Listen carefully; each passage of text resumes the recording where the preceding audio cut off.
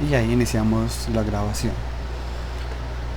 Bueno, primero vamos a empezar con este tema de acceso a componentes externos, en el que lo que queremos es hacer algo como esto. Supongamos que yo tengo un objeto A y desde ese objeto A quiero acceder a un objeto B o a un objeto C.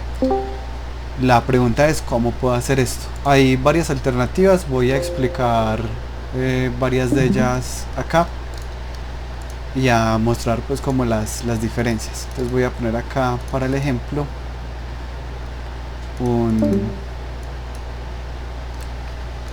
cubo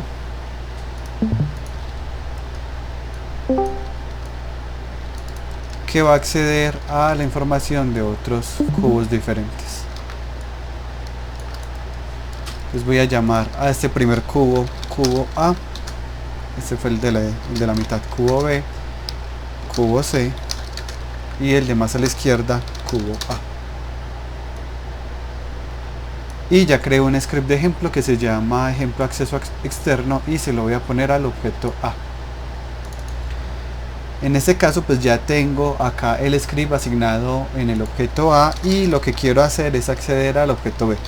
Hay varias formas de hacerlo. La primera que vamos a usar es a través del serialize field.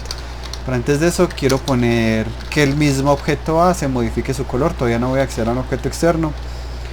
Para acceder a su color necesitamos el renderer. Y esto no funciona a menos de que le digamos que obtenga el componente. Y para acceder al color le damos renderer.material.color igual, y aquí ponemos un nuevo color. Digamos que queremos un morado. El morado sería combinar un poco de rojo con un poco de azul y ahí ya tendríamos nuestro morado. Hago acá, pues esto ya es como lo que hemos visto desde las primeras clases, hago acá igual los comentarios. Este sería, se declara el componente tipo renderer, se obtiene el componente y se accede al color.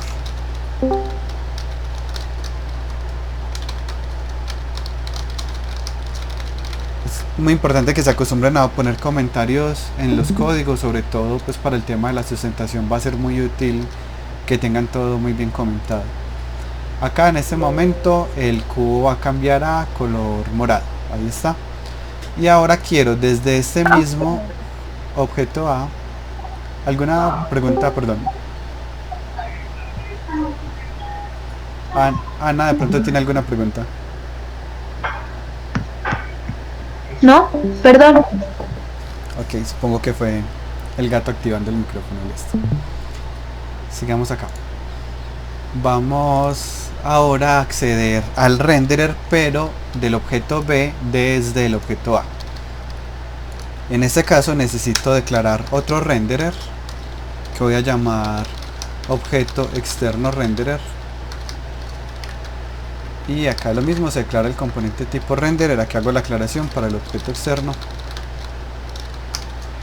Y ahora pues acá tendría que obtenerlo. Para poder obtenerlo entonces necesito acceder a él. Para acceder a él voy a utilizar el comando serialize field, de modo que nos cree un campo visible desde el inspector. Y voy a llamar acá objeto externo. Yo, Ahora sí, ¿qué pena dígame. te pregunto? Cuando yo utilizo el serialize field, el Unity, la consola de Unity me manda una advertencia, no un programa, sino una advertencia. ¿Y qué dice ¿Por la qué sucede advertencia? eso? No recuerdo muy bien. Es como si no se usara. ¿Cierto? Como cuando declaras algo y no lo usas. Es posible, por ejemplo acá me va a sacar también una advertencia hasta que yo empiece a utilizarlo. Pero si No, es pero diferente, nos si puedes la mandar usas, si la ahorita usas. por chat la captura de código y de la advertencia para que lo miremos. Dale. Entonces ahora voy a hacer algo muy parecido acá, objeto externo renderer. Sin embargo yo acá tengo que hacer una aclaración, porque si yo le digo get component renderer, él va a volver a obtener su mismo componente renderer. Pero en el momento en que yo le digo objeto externo .get component renderer, miren que acá le estoy poniendo como una especie de prefijo en donde le estoy diciendo quién. Cuando yo no le digo de quién va a obtener el componente, él lo obtiene de sí mismo. Entonces acá se obtiene el componente de sí mismo, mientras como el componente propio, mientras que acá se obtiene el componente externo. ¿De quién va a obtener el componente? De ese que llamé objeto externo. Y ahora puedo hacer algo parecido.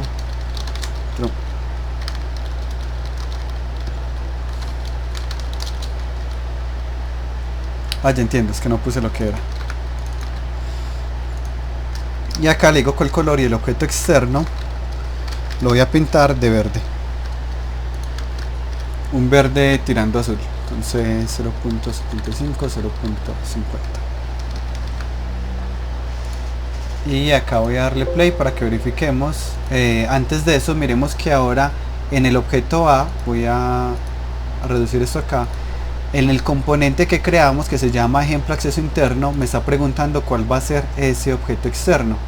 Entonces yo acá le puedo arrastrar cubo B, darle play y ahí está. Desde el objeto A estoy modificando al objeto B, que no tiene, pues digamos, ningún script para eso. Todo se está haciendo desde este script, accediendo a ambos objetos. Quiero que revisen el código y me cuenten qué preguntas tienen hasta ahí. Sí, yo tenía la duda de qué es exactamente el render. No termino de entenderlo. El renderer es un componente, como hay otros componentes como Transform, Rigid Body, Particle System. ¿De qué se encarga el renderer? Se encarga de todo lo que tiene que ver con la visualización del objeto. Entonces la visualización del objeto, pues de hecho lo podemos ver acá, Mesh Renderer, tiene varias implicaciones. Yo puedo ver o no ver el objeto. Pues si no tengo renderer, si no tengo el componente o lo tengo pero lo tengo apagado, el objeto no es visible. El objeto existe, pero no va a ser renderizado, es decir, no va a ser visualizado por ninguna de las cámaras. Hago de una vez la aclaración. Yo sé que el concepto de render de pronto ya varios están familiarizados con él. Para los que no, render es ese proceso a través del cual se toma una escena tridimensional como esto que estamos viendo acá y se convierte en una imagen bidimensional, que es eso que están viendo acá abajo. Es decir, que si bien toda la escena es 3D, pensemos en cualquier película, digamos Moana, toda la escena es tridimensional, todos los escenarios son tridimensionales. Sin embargo, cuando uno los ve en una pantalla de televisor, de celular, de computador, el caso es que es una pantalla bidimensional. Pues claro, uno entiende que hay una perspectiva, pero realmente al final esto que se ve acá en esta pantalla que dice game, al final son píxeles que componen una imagen. Es decir, que todo esto que eran vértices, posiciones y coordenadas, de alguna forma u otra se tuvo que convertir en píxeles. Ese proceso para convertir todos estos vértices, posiciones, escalas y materiales en píxeles es el proceso que se conoce como render. Entonces para hacer el render, lo que la cámara hace es que tiene en consideración la luz. Cada rayo de luz llega y pega en cada objeto, hace el cálculo de cómo se va a ver ese píxel con base en todas las luces que hayan alrededor, y dependiendo también de la ubicación del objeto va a saber si el objeto es visible o si el objeto está siendo ocluido por otro, y en ese caso él sabe que no lo tiene que renderizar porque no lo está viendo. Entonces son unos cálculos que se hacen como de física de ondas para saber este material qué tan metálico es, qué tanto refleja, qué tanto refracta, y otros cálculos desde la geometría que le dicen si el objeto es o no visible de acuerdo a la posición de la cámara. Y una vez se recolectan todos esos datos en una única ecuación, se llevan a la cámara algo que se llama el plano imagen, que es como un plano imaginario que existe acá, que sería esto que estamos viendo acá, o finalmente lo que se ve acá, en donde todo se convierte ya en píxeles. Pero todo ese proceso de render no es posible hacerlo si uno no tiene ese componente render. Es decir, que en el momento en que yo le quito este componente, él ignora ese proceso para ese objeto de acá. ¿Todavía le aplican las físicas? Sí, porque las físicas es un proceso diferente. ¿Todavía aplican los transform position? Sí, porque es un proceso diferente. Simplemente no está siendo visible. Ahora, como les decía ahorita, para la visibilidad de un objeto depende de ciertas características, como el material. No es lo mismo ver un material que sea metálico, como el que están viendo acá. Este de acá es metálico y por eso refleja la luz, a ver un material como el del cubo, que es completamente opaco y no refleja la luz. Es decir, que para él hacer el cálculo del renderer, obligatoriamente tiene que tener un material que le diga si ese objeto es o no metálico, si es o no transparente, para que él pueda hacer los cálculos. Y todo queda acá mismo dentro de ese Mesh Renderer. Entonces cada vez que yo quiera afectar algo de su visualización, sea color, sea transparencia, sea metálico, sea si eso no visible, lo hago a través de este componente renderer. No sé si hasta ahí quedó un poco más claro, Santiago. Sí, yo entiendo. Pero, pues así como algo super extra, yo desde un script, ¿cómo haría para volver un objeto trigger en el collider?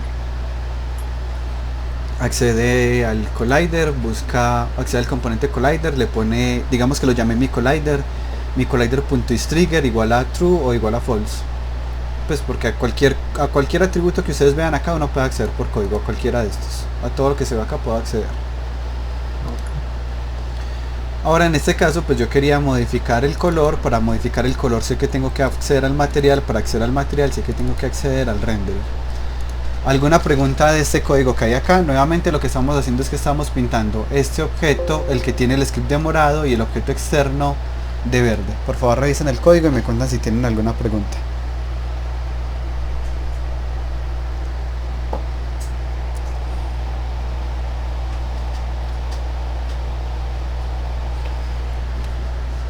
No hay preguntas, ok, supongo entonces que es claro para todos.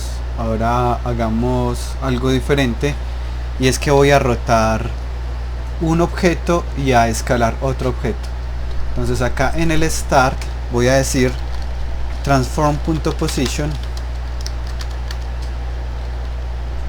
perdón, transform.EulerAngles igual a nuevo vector 3, y lo voy a rotar 45 grados en cada eje. Y voy a decir acá este objeto .transform.localScale por igual 2, que ese es el operador que hemos utilizado. Con más igual o con por igual sería tome la escala actual y multiplíquela por 2. En este caso uno de los objetos se va a rotar y otro de los objetos va a cambiar de tamaño. ¿Cuál objeto va a rotar y cuál va a cambiar de tamaño? O sea, ¿cuál, el externo o el objeto externo o el objeto que tiene el script es el que va a cambiar de tamaño o el que va a rotar? ¿Qué piensan ustedes? El externo va a cambiar de tamaño porque es el local scale. Sí. Eso. Y el interno, pues, o el objeto que tiene el script va a cambiar de rotación. Exacto. Entonces aquí le doy play y acá efectivamente este cambió su rotación y este cambió su tamaño. Listo. Entonces miremos la diferencia. ¿Se Sí. puede hacer que eso sea como visible al momento de yo, digamos, darle play? Digamos, que vaya creciendo respecto al tiempo. Sí, eso ya sería con un lerp, por ejemplo, con un algo como esto. Vector 3, dimensión va a ser igual a vector 3.lerp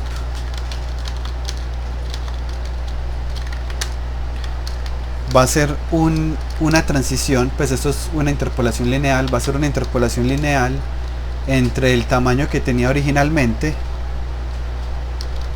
No, uno puede acceder a tantos como quiera, inclusive yo puedo hacerlo con un arreglo, ya lo pongo con un arreglo.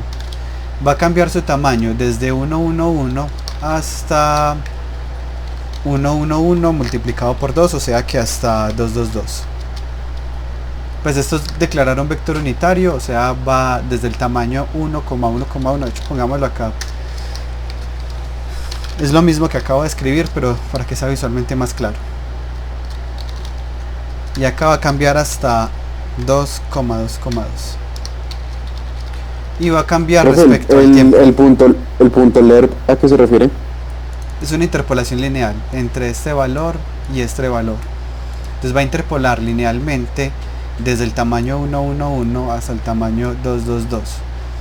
Y lo va a hacer con respecto a, pongamos acá un slider. Entonces no recuerdo cómo es, creo que es así, range 0,1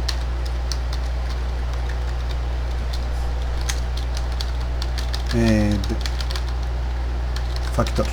Este es para el ejemplo de un cambio de tamaño, por ahorita no lo pondré respecto al tiempo. Ya les muestro cómo funciona esto.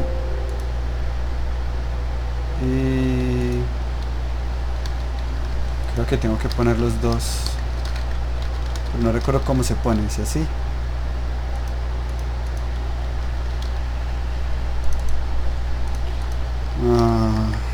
Ya.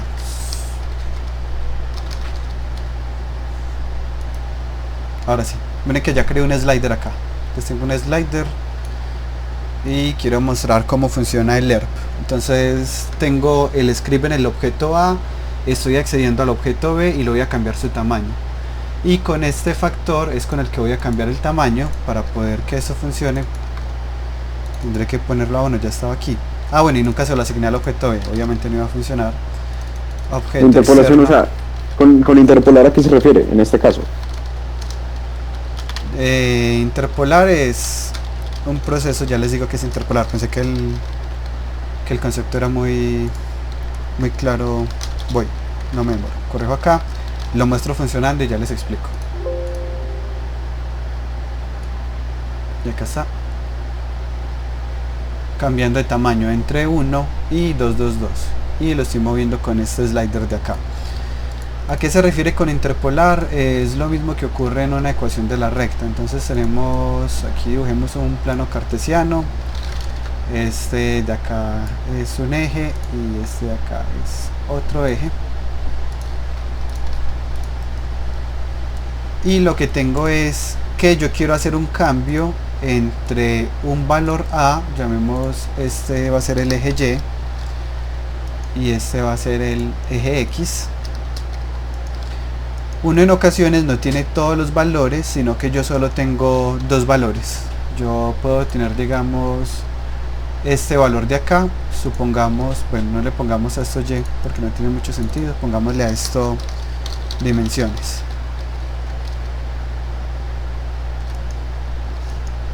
Y yo sé que estas dimensiones valen, por ejemplo, tiene un tamaño de 2. Por poner un número acá cualquiera, tiene un tamaño de 2, y también puede tener un tamaño de 5. Solo conozco estos dos valores. Leyendo esto como un plano cartesiano, digamos que si yo le digo pues esto es f de x, por así decirlo. Bueno, no, esto es literalmente un f de x porque esta es la variable x es la variable independiente y dimensiones sería la variable dependiente. O sea, dimensiones es lo mismo que f de x, o normalmente pues uno pondría acá el eje y. Si yo les pregunto cuánto da f de x evaluado en 0, ¿cuánto se imaginan de acuerdo a este dibujo de acá que daría f de x evaluado en 0?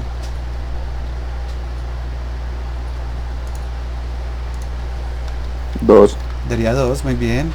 Por acá va a estar el 1, digamos el 2, y digamos que por acá está el 3. Listo. Entonces yo ya sé que f de 0, perdón, es igual a 2. Y si les pregunto por f de 3, ¿cuánto valdría? 5. 5, gracias. Ahora yo solo conozco estos dos valores, solo sé cuánto vale el tamaño vale 2 cuando x vale 0 y el tamaño vale 5 cuando x vale 3. Pero ¿y qué pasa si yo quiero averiguar cuánto vale f de 1? Esta sería una pregunta, ¿cómo lo puedo averiguar? Hay muchas formas de resolver esto. Pues lo que uno haría normalmente sería trazar, digamos, una línea que pase por los dos puntos, y con esa línea que pase por los dos puntos y la ecuación que me represente esa línea que pasa entre los dos puntos, yo ya puedo encontrar no solo el valor de 3 y el valor de 0, sino que puedo encontrar el valor de 1, de 2, de 2.5, de 0.5. Esa capacidad de encontrar esos valores, o estos valores que hay acá intermedios entre el 2 y el 5, son los valores que yo encontré a través de una interpolación. Entonces, ¿qué es interpolar? Es encontrar valores que hay entre dos valores conocidos. Diferente a extrapolar. Extrapolar es ya yo saber qué va a pasar después de los valores conocidos, como tratar de hacer una predicción o pronóstico. Pero ya teniendo yo estos dos valores puedo intentar encontrarlos. ¿Cómo lo haría uno? Pues lo resolvería encontrando la ecuación de la recta, que es y igual a mx más b. el b en este caso es 2, que es el intercepto donde cruza con el eje y la pendiente la calcularía como y2 menos y1 sobre x2 menos x1, o sea 5 sobre 2 menos 3 menos 0. Sin embargo, pues en estos casos yo podría no hacer esta ecuación completa, sino que podría aprovechar la función lerp que ya está haciendo internamente la interpolación lineal. Entonces cuando yo le digo acá, hágame una interpolación lineal entre este valor y este valor, lo que le estoy diciendo es encuéntreme todos los valores intermedios que hayan entre este y este de acá. Y toma los valores externos, o sea, la función lerp también toma pues los dos extremos, o sea, tomaría el 1, 1 y el 2, 2.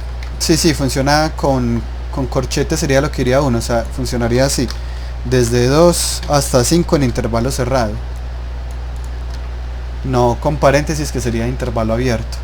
Ahora este de acá es el x era esa variable acá que me decía cuál de los dos valores. ¿Cuál es la diferencia con la interpolación lineal cuando la trabajamos desde la función lerp? Y es que está normalizada.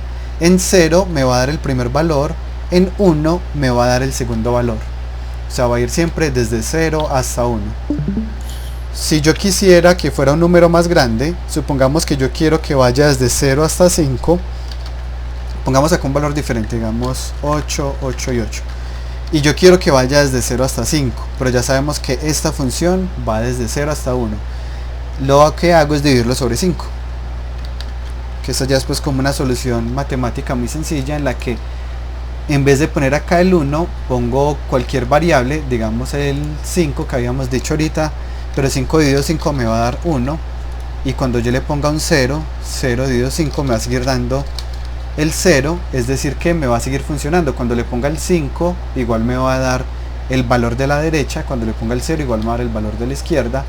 Esto nuevamente es una solución completamente matemática, no es algo tan propio de la programación, pero la ventaja es que ahora tengo este factor desde 0 hasta 5 que puedo modificar y ya puedo cambiarle acá el tamaño con esta variable de acá. Este lerp es muy útil porque yo puedo hacer cambios de forma más gradual, no solo hablando de tamaño sino también de colores. Entonces ahora lo quiero hacer con el tiempo. Yo declararía una variable tiempo y declararía otra variable llamada duración,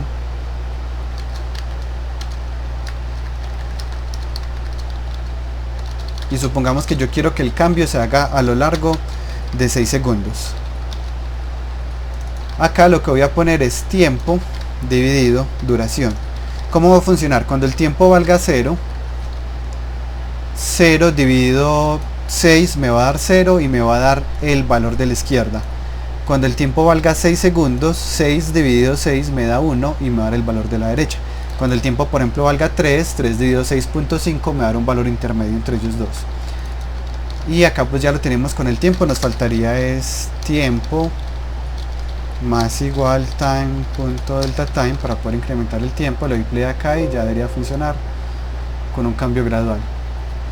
Y no, como les decía, no solo funciona para cambio de tamaño, de posición. Sí. Pero para eso no habría como que anclar ese aumento de tiempo hasta que llegue también únicamente a 6. Sí, es lo ideal. Acá lo que va a pasar es que él va a seguir sumando el tiempo, y cuando me dé más de 1 él igual se queda acá, él no va a seguir pasando desde acá. Uno haría ese anclaje, por así decirlo, es más como para evitar que esta variable crezca o se incremente más de lo necesario, porque si ya acaba de contar el tiempo, pues para qué sigo contando. Pero realmente así como esta funcionaría. Y ahora supongamos que quiero hacer también un cambio de color. Entonces vengamos acá. Profe, yo tengo una pregunta. Sí. ¿Por qué el tiempo está en update y no empieza a contar desde el void start? Pues no entiendo esa parte. El tiempo se declaró acá en 0, y en el update, que es la función que se va ejecutando constantemente, es donde el update es el que se llama cada frame, el que se llama cada ciclo interno del procesador. Acá es donde debemos contar el tiempo, porque si lo hacemos en el start nos va a contar una única vez. Es decir, si yo pusiera esto acá, sí, se pondría en 0 desde el inicio. No, ok. Solo contaría una única vez y ya, no vuelve a contar. En cambio, cuando lo pongo en el update sigue contando, porque el update es ese que me permite contar tiempo. Me llevé esto sin culpa. Es ese que me permite contar o hacer algo que sea periódico, que sea cíclico.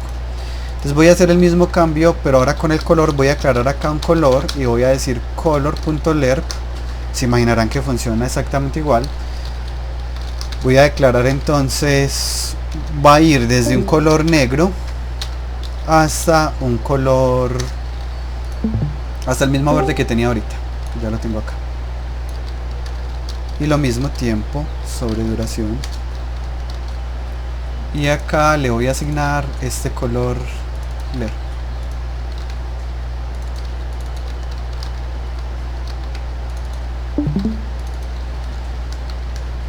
Entonces ya estoy haciendo un cambio de tamaño gradual y un cambio de color gradual, y todo lo estoy haciendo es sobre el objeto externo. Y esto funciona gracias a que estoy llamando objeto externo, que lo tengo en este caso serializado para yo poder decirle quién va a ser. Entonces le damos play acá y vemos que empieza a hacer el cambio de color de negro a verde hasta que ya aquí se detiene. También lo podría hacer desaparecer así, aumentándole, cambiándole el alfa. Pongamos ahora otro objeto diferente. Digamos que aquí yo ya no le arrastrara el cubo, sino que le arrastrara, por ejemplo, la torreta del tanque, que está por acá el tanque. Y ahora al objeto A voy a arrastrarle la torreta del tanque, le doy play y va a pasar lo mismo. Va a cambiar su tamaño y se va a hacer más verde en la medida que pasa el tiempo, hasta que ya llegue a los 6 segundos que le puse y ya hasta ahí llegaría. Ahora nuevamente, ¿qué más dudas? Antes de preguntar algo adicional, ¿qué dudas tienen del código como está en este momento?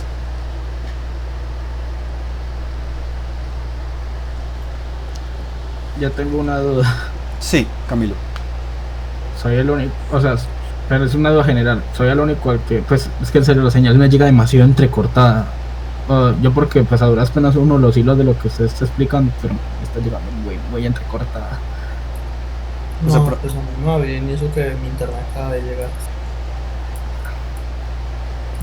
No, pues era como eso, porque es como de pronto era la señal en general, pero si algo quería verificar que fuera mi router para pues saber que lo puedo arreglar.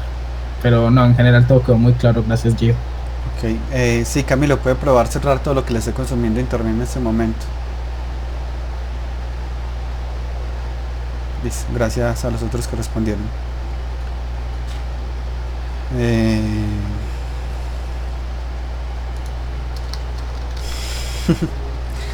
Ahora sí, ¿qué más preguntas tienen de este código? O pues qué pregunta tienen, por favor leanlo, traten de entenderlo muy bien, miren que de pronto no es claro. Pues yo a mí así como que todavía no es claro el LERP, no sé cómo en qué condiciones se debería usar, o estaría mejor usarlo que, por ejemplo, designarle tiempos exactos en los que quieres que cambie o cosas así, o que simplemente vaya sumando y luego con condicional pare. La diferencia, digamos, con el ejercicio que hicieron de los que yo les asigné, en el que la esfera cambiaba de color azul, verde, morado, digamos, esos eran cambios discretos, era un cambio brusco de un color a otro. Si uno no quiere un cambio brusco, sino que uno quiere un cambio suave, uno tendría que hacer uso de una interpolación para que el cambio no sea instantáneo, sino que sea gradual. Digamos que la diferencia entre un LERP y un condicional en términos matemáticos es que un LERP es nuevamente una interpolación lineal, es una línea recta, mientras que un condicional, matemáticamente hablando, sería una función paso, que sería algo como esto: iba en 2 y estaba en 2 y de un momento a otro pasó a estar en 5. No recuerdo el nombre de ese tipo de función, pero es cuando hay un condicional, es una discontinuidad. Yo no recuerdo si le dicen escalera, función piso. Si es función escalera, listo. Esto es un condicional. Entonces un condicional matemáticamente hablando es esto: cuando x sea menor a 1, póngale este tamaño, cuando X sea mayor a 1 póngale este tamaño. Es un cambio completamente brusco. Yo quiero un cambio brusco, sí, entonces utilizo un condicional. No, yo quiero un cambio gradual, entonces utilizo un lerp. Esos son como las diferencias entre los usos. Lo normal, hablando en términos de videojuegos, lo normal es que no hayan cambios bruscos de nada. Lo normal es que los cambios siempre son graduales. Piensen en los que están familiarizados con videojuegos donde de alguna forma le afectan a uno el movimiento. Hay una curva muy brusca en la que uno, digamos, me ralentizaron, entonces mi velocidad bajó muy rápidamente, se queda así un tiempo, pero luego yo empiezo a recuperar mi velocidad despacio. Rara vez en los videojuegos se nota un cambio donde pasa esto. Tenía mucha velocidad, ya no tengo casi nada de velocidad y yo atrás tengo velocidad. Esto ocurre por ejemplo en un stun, ¿cierto? Me stunearon, ahí sí es instantáneo, no me puedo mover y luego me recupero instantáneamente. Pero para la mayoría de casos realmente se trabaja es con interpolaciones entre los valores. Lo mismo cuando uno presiona un botón y hace una animación como que se hace más grande, también es una interpolación lineal. O cuando uno cambia de color también es una interpolación. Realmente es muy inusual no ver curvas en los videojuegos, empezando porque en el desarrollo de videojuegos, en varios de sus, digamos, de forma muy transversal se aplican los principios de animación. Es decir, el principio de animación que ven ustedes de que empieza suave, luego termina suave otra vez, de que no hay unos cortes bruscos, también lo aplica uno al momento de desarrollar efectos, por ejemplo. No sé si quedó más claro ahí, Santiago. Sí, la verdad sí. Listo, excelente. Ahora acá, bueno, ya vimos esto. Lo más importante de acá fue el hecho de que estamos accediendo a un objeto externo. Devolviéndome ahora a la pregunta de Isabela de si puedo tener varios objetos. Sí, claro que sí. Yo acá podría serializar objeto externo 2, objeto externo 3, objeto externo 4. O inclusive yo puedo decirle quiero serializar un arreglo de objetos. Si yo serializo un arreglo de objetos, pues aquí ya hay varias características. Y es que ya no podría tener un solo render, sino que necesitaría tener un arreglo de render, también un arreglo, un ciclo for para recorrer todas las dimensiones y para recorrer todos los objetos. Pero sí es posible. ¿Qué otra pregunta tienen? En los LERP, ¿hay usarse siempre vectores 3 o esta vez fue por el caso de que estábamos modificando dimensión y color? Sí, pero mira que en color no fue un vector 3, fue un color. Se hace entre comillas con lo que uno quiera, pues hay vector 3, vector 3.lerp, hay vector 2.lerp, hay mathf.lerp, cuando uno quiere hacer un lerp pero de dos flotantes. ¿Y qué otro lerp hay? No recuerdo ninguno, pero aparte algunos tienen una opción que se llama SLERP, en donde el cambio lo hace más suavizado. Pues lo mostraré acá. No recuerdo si el color lo tiene, sí, parece que sí. En donde ya no, al parecer, bueno, pero yo creo que es porque la L es minúscula, SLERP, sí. No, el color no lo tiene, listo. Sí.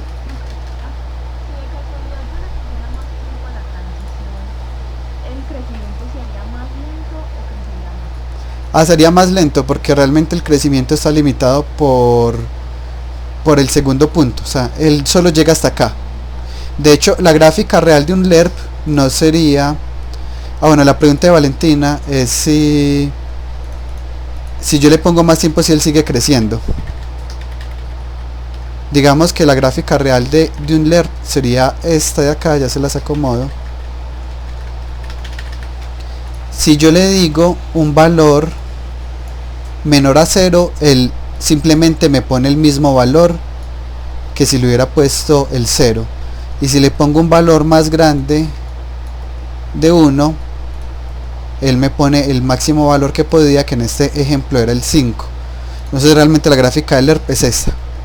Desde menos infinito hasta 0 pone el primer valor, desde el primer valor hasta el segundo valor hace la interpolación lineal, desde 1 hasta infinito pone el segundo valor. O sea, esa sería la gráfica. Con gusto. No sé qué más preguntas tengan. No sé si a Isabela le quedó claro que sí se podían poner varios objetos.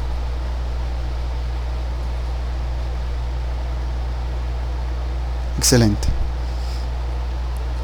Ahora vamos a hacer algunos cambios.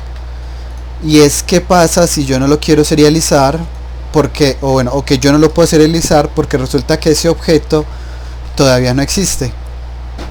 Es decir, digamos que yo estoy acá desde el cubo A para acceder al cubo B o a la torreta o lo que sea. Yo lo que estoy haciendo es arrastrándola desde el inspector.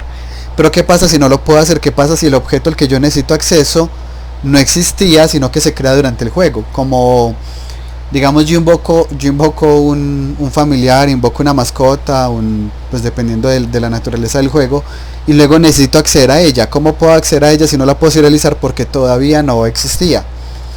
En ese caso lo que podemos hacer es utilizar un comando que se llama find. Es objeto externo igual a GameObject.find. Búsqueme un objeto que se llame cubo C. Y ya en este caso no tengo que serializarlo porque no lo voy a arrastrar, sino que me va a buscar el objeto que se llame cubo C. Cuando le doy play, igual va a seguir funcionando. Y con cualquier otro objeto que yo ponga, pues me va a seguir funcionando. Le digo búsqueme un objeto que se llame Tank Turret.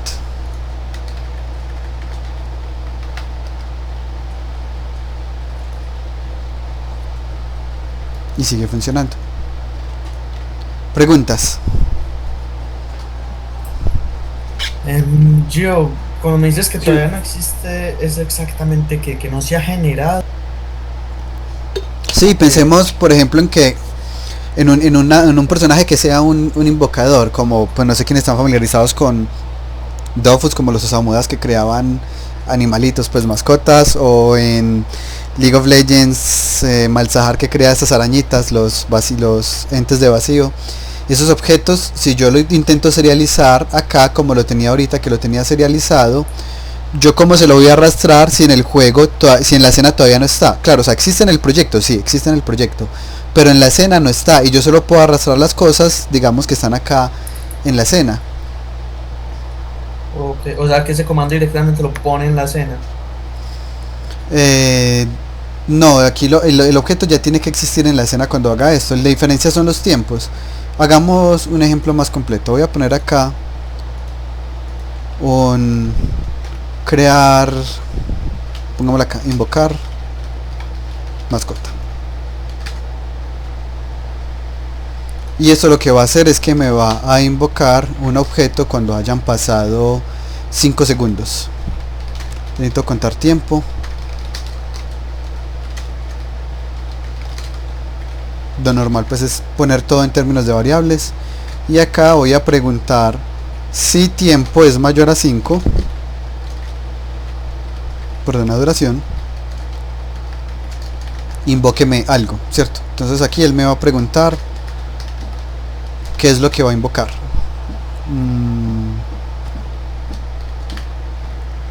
¿Cómo lo...? Bueno, sí, serverless field, game object.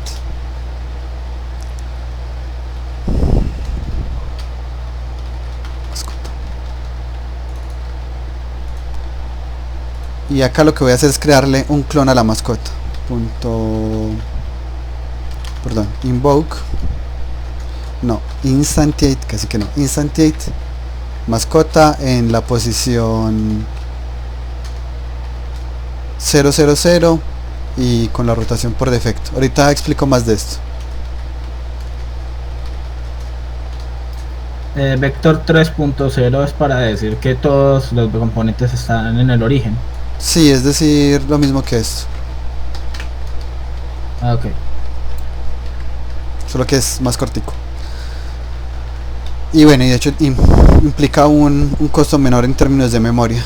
Cuando uno pone el operador new está creando una variable, aquí no estoy creando ninguna variable. Entonces aquí estoy creando pasados 5 segundos, va a crear una mascota y voy a poner tiempo igual a 0, o sea que cada 5 segundos pues me va a crear una mascota. Voy a crear acá un objeto que se va a llamar Game Manager. De hecho pensémoslo como el que crea las oleadas. Entonces este sería como el manejador de oleadas.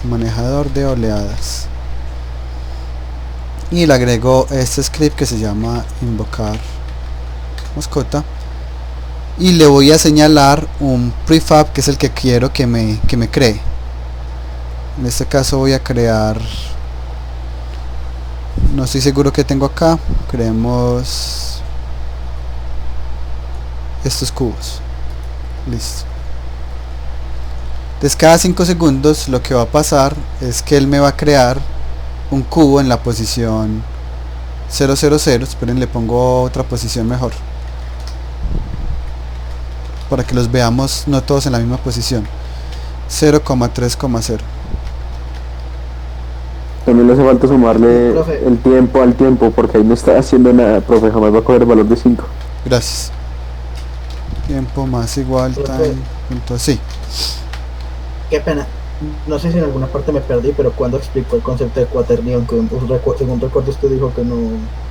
Sí, no lo he explicado, como simplemente no- le puse no, una... Ni siquiera lo veíamos en diferenciales.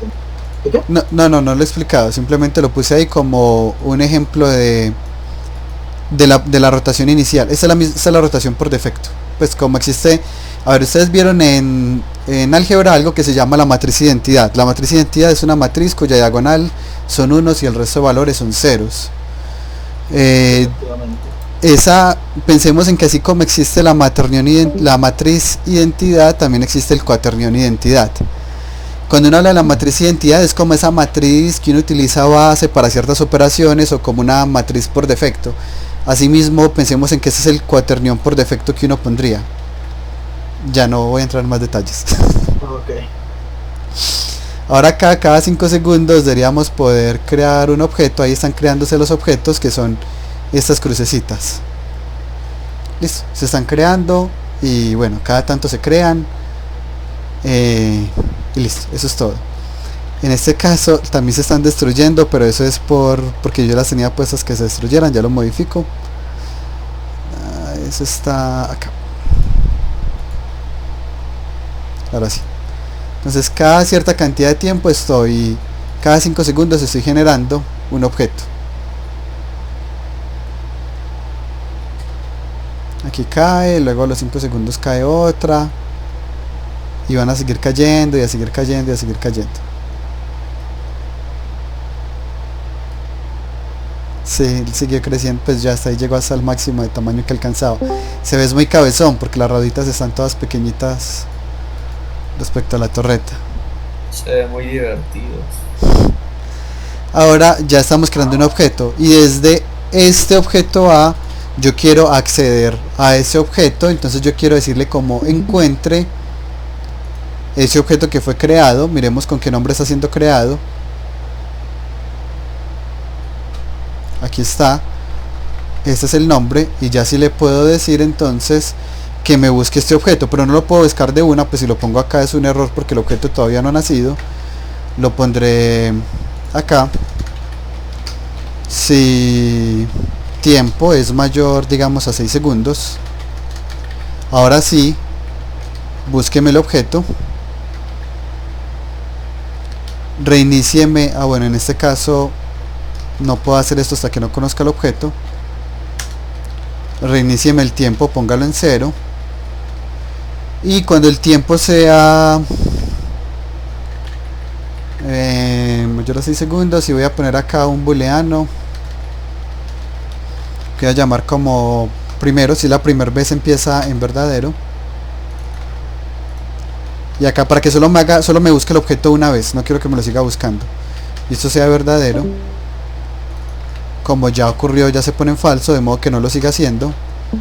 Y si ya lo hice por lo menos una vez, o sea, si esto es falso, ahí sí hágame el resto del código que tenía. Esa última línea no sobraría. O sea, no sobraría en el hecho de que al ya ponerle un falso, él simplemente nunca entraría en ese if. Al ya ponerle un falso, nunca entraría en cuál if, perdón, en este primero, ¿de qué estamos hablando? Sí, o sea, el momento en el que el primero ya se declara como falso, no sobraría el decir después de que si el primero es falso, haga lo otro. No sobraría poner ese if, ese segundo if, no sobraría, siendo que ya al primer if nunca volvería a entrar. No, pero si yo le quito eso, va a volver a entrar al momento en que el tiempo sea mayor a 6. No, eso no. O sea, ese primer if, como está, digamos así, hasta ahí no tiene nada, ¿no? Ajá. Entonces, listo, se pone en falso. Luego hay un segundo if, que el segundo if lo que pregunta es si primero es igual a falso. Exacto, sí. Este segundo if no sobraría, No, ya que porque como en el si yo, como en el primer if ya lo pusimos en falso la primera vez que ocurre. pero acá yo no lo estoy poniendo en falso, aquí estoy preguntando si, esto es lo mismo que preguntar si él es igual a falso. Estoy preguntando, no dándole un valor. Y si yo no Pero preguntara, ¿eso no sobraría? no, porque si yo no pongo este valor, él viene acá y trata de modificar el tamaño de un objeto que todavía no conoce. En cambio así impido que lo trate de modificar antes de conocerlo. Digamos que acá es donde se conoce el objeto. Entonces acá cuando le doy play, no pasa nada, luego se crea el objeto, luego busqué ese objeto, lo empecé a hacer más grande y ya luego los otros objetos que vayan llegando pues ya no me interesan, pues que en este caso están creando otros ahí. Pues de hecho por acá quedó la otra crucecita. Hola, profe, perdón, Sí. se me cayó el internet. ¿Podrías repetir más o menos qué es lo que estás haciendo? Sí, más o menos como desde qué parte. Desde el ejercicio del tiempo, ya después de las crucecitas y hasta ahí llegué. Que se creaban y ya. Sí, ya teniendo las cruces que se crean, lo que voy a hacer es acceder. Recuerden por favor mutear los micrófonos cuando no estén hablando. Gracias. Ya después de crear la cruz, lo que voy a hacer es que cuando yo ya sé que esa cruz existe, puedo buscarla y hacer algo con ella. ¿Y cómo la busco? Con el GameObject.find. Este fue pues digamos que la razón por la cual compliqué este ejemplo era para explicar por qué yo no siempre lo serializo. No siempre lo serializo porque a veces el objeto al que yo quiero acceder todavía no existe. Sin embargo, esto nuevamente pues fue una forma de explicar en qué caso no existe el objeto. Para el ejemplo de hoy, para que sea mucho más claro, pues hasta donde íbamos, que era hasta acá, es más que suficiente. Perdón, esto iba acá, esto no iba, esto tampoco y esto tampoco. Y acá lo que teníamos es que estábamos buscando un objeto que se llamaba cubo C, por ejemplo. Y ya puedo quitar el manejar de oleadas que eran para este ejemplo de acá. Entonces acá nuevamente, ¿qué es lo que estoy haciendo? Estoy accediendo a este objeto. Desde este objeto lo hicimos de dos formas. Lo hice primero serializando y la segunda forma en que lo hice fue buscándolo a través de el GameObject.find, que es otra alternativa. Ya les voy a explicar cómo, en qué casos usarían uno y en qué casos usaría el otro. Acá creo que borré algo que no era. Tiempo más igual, no sé si fue que no espera el tiempo, no lo voy cambiando de tamaño. Si no está cambiando de tamaño. Y esto no es acá. Sí, por error quité borré una línea que no era acá. Me faltó esta línea de acá, la borré ahorita sin culpa. Listo, entonces ahora nuevamente, ahorita fue un paréntesis para explicar en qué caso no existe. Sin embargo, bueno, no vale la pena ese nivel de complejidad por ahora. Lo importante es que entendamos que yo puedo o serializar un objeto para arrastrarlo o buscarlo a través de alguno de los comandos de find. Existe más de uno. Yo puedo buscar por nombre, buscar por tag o buscar por script. Y acá nuevamente estoy accediendo a este objeto y cambiando su tamaño y su color. Ahora, viendo este código de acá, ¿qué preguntas tienen?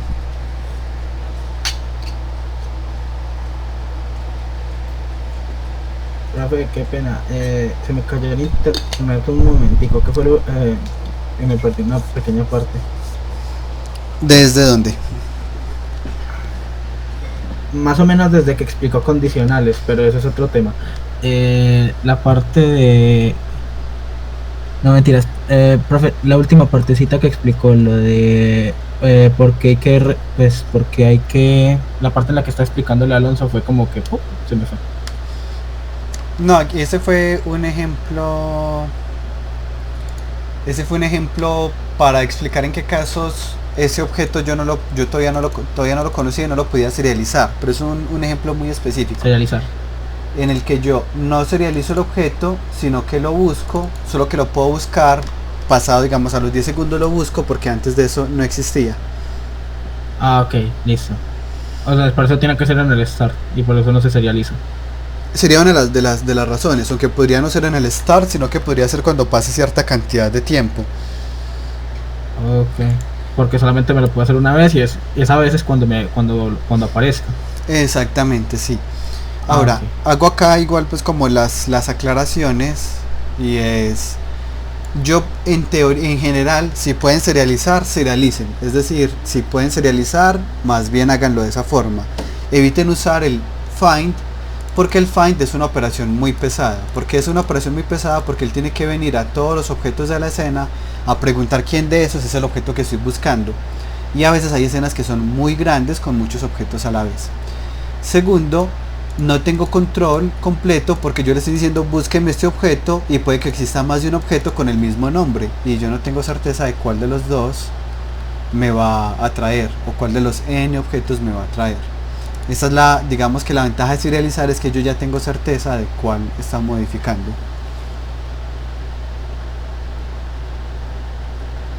¿Qué preguntas tienen? Ana, ¿qué parte de pronto no entendió?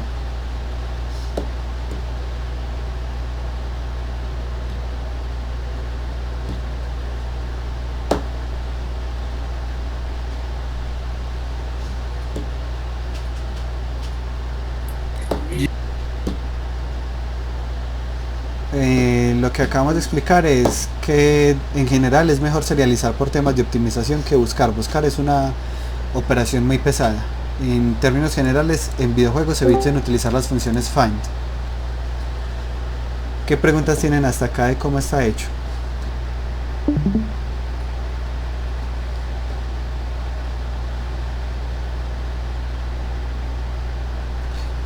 Listo, ya acá entonces estoy accediendo desde un objeto a otro. Ahora vamos a retomar la parte de crear objetos, que sería pues de hecho lo que uno haría para, digamos, los proyectiles, ¿cierto? Cada vez que la torreta dispare, pues tendrá que disparar un proyectil. Entonces yo quiero que cuando yo presione clic, ella dispare, por ejemplo. Entonces acá voy a crear un script que se va a llamar sí. Gio, qué pena que me salga un momento del tema. Te quería preguntar algo. En el stream que hiciste con Jorge de las animaciones, explicaste de casualidad cómo mover los colliders y todo el objeto con una animación. Sí, realmente eso se hace solo desde que tengan el Apply Root Motion, él lo hace solo.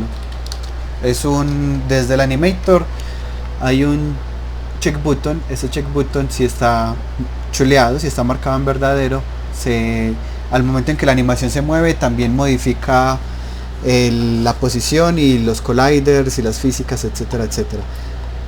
Ok, gracias Gio. Listo, Laura iba a preguntar algo, estoy equivocado.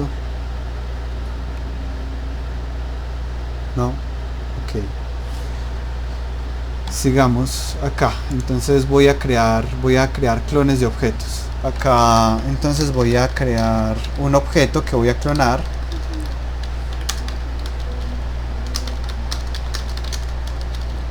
Objeto base. Y voy a crear clones de ese objeto base. Entonces acá lo que voy a hacer es que cada vez que yo presione clic, si get button, bueno, hagámoslo con el mouse, get mouse button down, si yo presioné un botón del mouse, si le pongo 0, clic izquierdo, clic derecho y presionar el scroll. En este caso se va a hacer con clic izquierdo. Cada vez que yo presione el clic izquierdo, que sería input.get mouse button down, cada vez que presione el clic izquierdo voy a crear un clon de ese objeto. Entonces instantiate aquí a este objeto y nuevamente en qué posición, pues en la posición 0,5,0 quiero que empiecen en el aire. Y nuevamente no sé qué rotación lo voy a poner, entonces quaternion.identity, que sería la rotación por defecto. Y los voy a crear cada vez que presione clic. Este script lo tendría un manager. Voy a crear acá el componente ejemplo creación, que es este de acá, y me va a preguntar a quién voy a clonar. Entonces para clonar voy a decirle que voy a crear unas esferitas y eso es lo que voy a clonar. Entonces le digo aquí al manager, clóneme estas esferas. Y bueno, ya estos cubos no me interesan.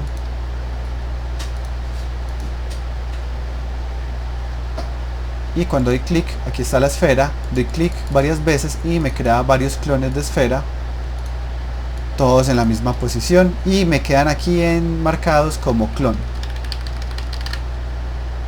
Ahora voy a hacer un cambio, y es que a la esfera original a la cual le estoy sacando copias le voy a poner el componente Rigid Body, y cuando le doy play y cliqueo, las esferas nuevas creadas también tienen Rigid Body. Es decir, que en el momento en que nosotros creamos un clon de un objeto, no solo estamos clonando el objeto, sino que estamos clonando el objeto con todos sus componentes. Y este sería el código para clonar los objetos. Preguntas de este código.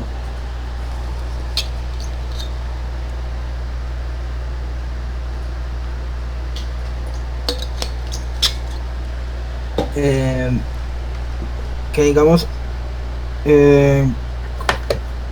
o sea, eso es para hacerlo, digamos, en tiempo real, ¿cierto?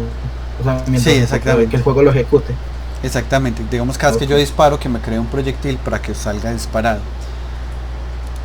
Un quaternion es un tipo de dato que me sirve para expresar rotaciones en objetos tridimensionales. Entonces esta es posición y esta es la rotación. Y en este caso pues no le estoy poniendo ninguna rotación específica, sino la rotación por defecto.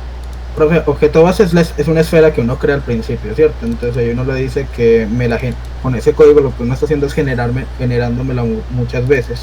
Exactamente, está creando copias de este objeto base que está acá. Y si yo quisiera hacerlo de acuerdo a cierto tiempo, también se podría, pues, declarando declaré un float tiempo y a partir de ahí diciéndole que, ¿cierto? Exactamente, sí. Profe, Ahora, si uno, por sí. ejemplo, Sí, digamos. si uno, por ejemplo, tuviera pues un prefab, o sea, ya con el prefab no sería necesario, o sea, ya no tendría que ser necesario que el objeto ya existiera dentro de la escena. O sea, Estamos completamente de acuerdo, sí. Ya ahorita paso esa parte. Y me hereda todas las propiedades del objeto, es decir que si este objeto, aparte pues aparte de que tiene Rigid Body, también tiene un material, que en este caso sería este material de acá, y tiene un material físico, que ya se lo pongo acá. Cuando yo creo clones de él, los clones también van a tener ese material físico y esa textura. Entonces miremos que ahí, por ejemplo, están rebotando porque todos tienen ese mismo componente. Pongamos acá un lugar para que se apilen. Preguntas que tengan hasta ahí.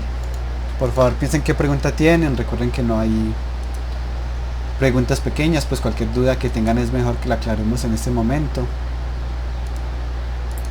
Yo, tocando el tema de los clones, ¿te acuerdas de que habías mencionado a principios del semestre lo de el Garbage Collector? Sí. ¿Podrías por favor mostrar cómo llamarlo? El Garbage Collector. Sí. Me tocaría mirar la documentación porque no es un comando que yo me sepa de memoria.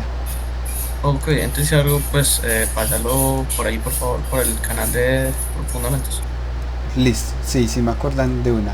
Pero así pues ese comando de memoria no me lo sé, y lo normal es uno no llamarlo, sino que lo normal es uno evitar que él se llame de forma excesiva e innecesaria. Aquí me equivoqué, aquí voy a hacer simplemente como una piscinita para que caigan todas las peloticas.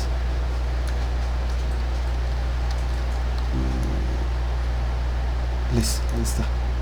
Ahora sí. Entonces nuevamente acá estoy creando todos los objetos. Esto tiene varias implicaciones que en un momentico las vamos a ver. Por ahora, pues ahí vemos que ahí están las pelotas. No logro entender es por qué no se están yendo en este eje de acá.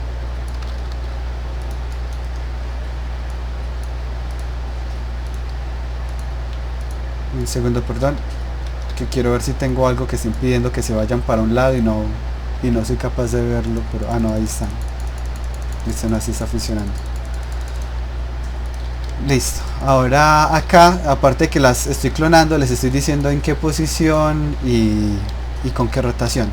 Ahora, en lugar de yo hacer esto, podemos hacer lo que mencionaba Alonso ahorita, que es como el paso que sigue, y es que yo podría convertir esto en un prefab. Voy a ponerle a este como esfera para clonación, y la voy a crear en forma de prefab. Recordemos que para crear un prefab lo único que tenemos que hacer es arrastrar el objeto hasta la carpeta prefabs, pues de hecho hasta cualquier carpeta, lo normal es que esté en la carpeta prefabs. Y ya aquí en este manager yo ya no necesito esta esfera, ya la puedo borrar, ya no tiene que existir. Se la puedo pasar desde el prefab directamente, esfera para clonación, sería algo como esto. Y ya acá me sigue funcionando tal cual. ¿Cuál es la ventaja de trabajar con un prefab? Es que al momento de yo actualizarlo es supremamente sencillo. Desde acá yo me la puedo traer, la esfera desde el prefab, pues la arrastré y le voy a poner un componente diferente. Le voy a poner, por ejemplo, un particle system. Entonces ya se está emitiendo partículas. Acá pues les cambio el material. Profe, tengo una duda. Sí. Si yo quisiera, esto pues el tema de anclar un objeto a otro y etcétera, también me serviría para, por ejemplo, no solamente para un objeto en sí, sino también, por ejemplo, para la cámara. ¿Y a qué se refiere lo de anclar un objeto a otro? O lo de Digamos, ponerlo como hijo. No, digamos que el juego que estamos pensando es en primera persona, entonces digamos que si el jugador se mueve, la cámara se mueva con él, o de por sí, ¿cierto? Sí, pero en ese caso sí, se puede hacer poniendo la cámara como hijo del objeto. Ah, ok, listo. Y ya en ese caso, cuando el objeto que es el personaje se mueve, pues también se van a estar moviendo exactamente.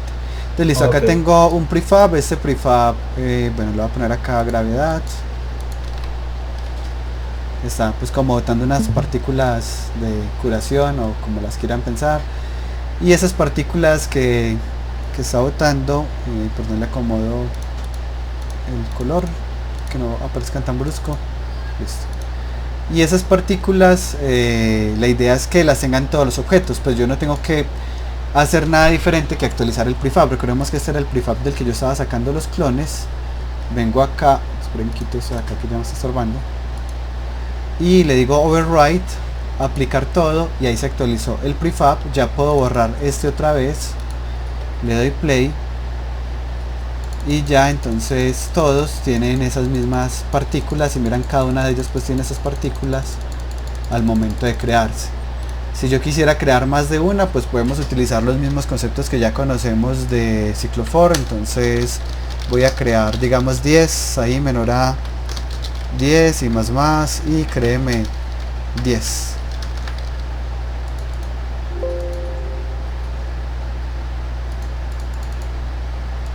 Y bueno, ahí están. El problema es que todas se están creando en la misma posición, entonces salen super explotadas. Lo que voy a hacer es que darles cada uno una posición diferente.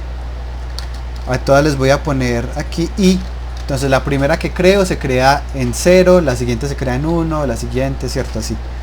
Y si lo multiplico por 25 van a ir de punto 25 en punto 25. Ahí están, igual todavía están chocándose entre ellas, pero bueno, ahí están.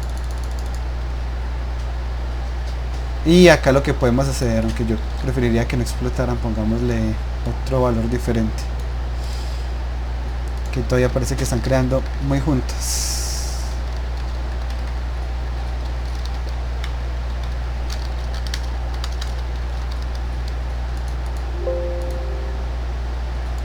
Ahora sí, entonces estoy creando los objetos, y acá mismo, de hecho en stats, pues puedo ir mirando cómo eso me afecta el rendimiento.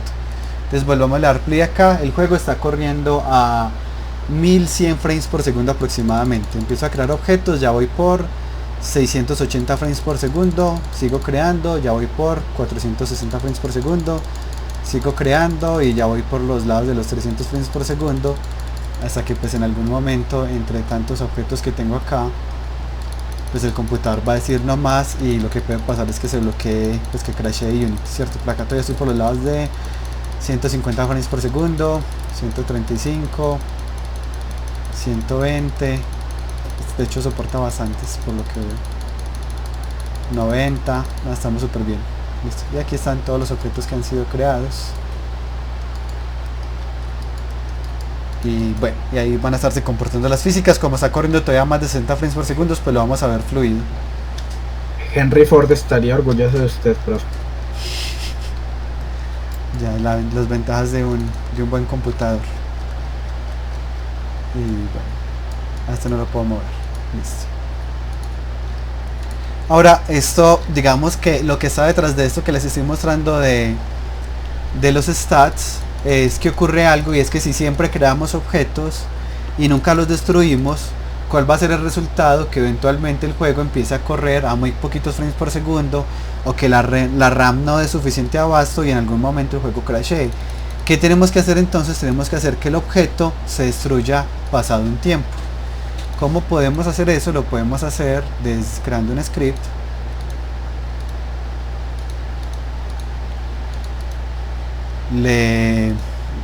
Se va a llamar autodestrucción, y ese script autodestrucción se lo voy a poner a la esferita.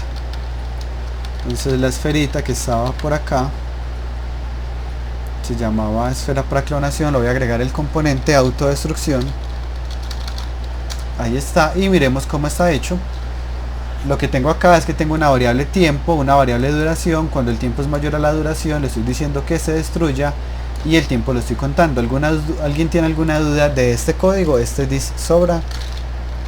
Ahí le estoy diciendo destrúyase cuando pasen 3 segundos. ¿Preguntas? Ahí no habría que establecer el tiempo también en igual a 0, porque si no, pues o sea, no ocurriría que después de los 3 segundos, indiferentemente de que se cree el objeto, se destruiría el mismo. No, porque cada objeto tiene su propia variable, es decir, uno de los objetos se destruyen todos a la vez, sí. Los primeros, los que salen al mismo tiempo, sí. Cada uno tiene su variable tiempo, cada uno tiene su variable duración. Cuando un objeto muere, esa variable tiempo de ese objeto ya desapareció, pero el otro objeto tiene otra variable diferente. Entonces, de hecho acá, hagámoslo, creemos paqueticos de 100 objetos. Creo que aquí se van a salir de la piscina. Lo puedo poner más grande igual.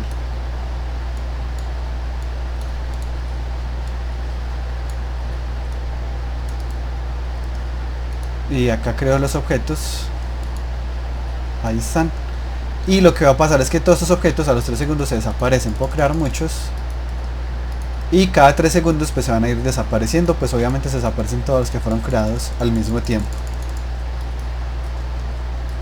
Y miren que aquí los frames por segundo, lo que pasa es que se empiezan a recuperar. Al momento en que creo, bajan los frames por segundo, pero luego empiezan a subir nuevamente los frames por segundo.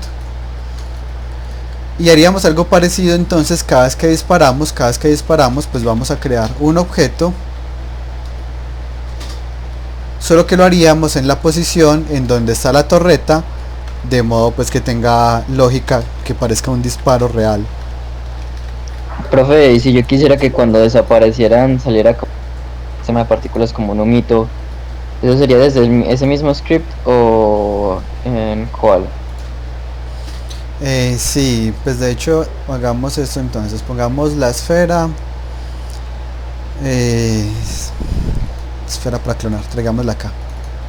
Y supongamos que estas partículas no le van a salir, sino que va a salir es las partículas al momento en que se destruyen. En este caso pues si va a ser humo, no debería tener gravedad, debería tener velocidad.